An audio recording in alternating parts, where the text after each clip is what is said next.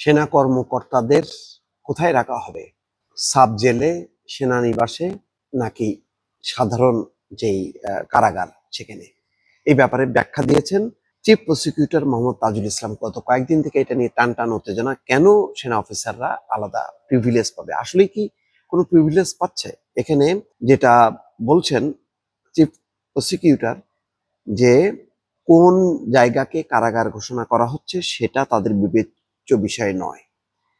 আসামিকে গ্রেপ্তার করার ২৪ ঘন্টার মধ্যে আদালতে আনতে হবে, তারপর আদালত যেখানে আসামিকে রাখতে বলবেন আসামি সেখানে থাকবেন। তিনি আজকে ব্রিফিংয়ে বলছেন যে আমি এখন পর্যন্ত জানি না আদৌ কোনো সাব জেল ঘোষণা করা হয়েছে না। স্বরাষ্ট্র মন্ত্রণালয় বলছে যে ক্যান্টনমেন্টের মধ্যে একটা ভবনকে সাব জেল ঘোষণা করা হয়েছে, কিন্তু তিনি বলছেন যে আমি এখনো জানি না যে আদৌ কোনো সাব জেল ঘোষণা করা হয়েছে কিনা। কোনো ডকুমেন্ট আমার হাতে নেই।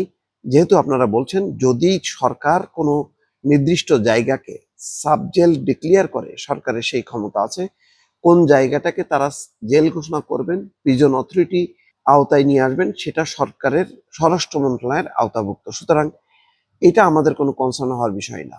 আইন হচ্ছে আসামিকে গ্রেপ্তার করে আদালতে আনতে হবে।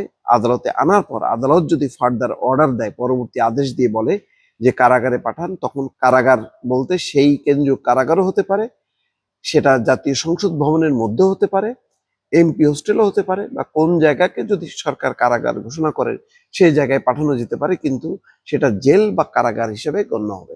এটা ক্লিয়ার।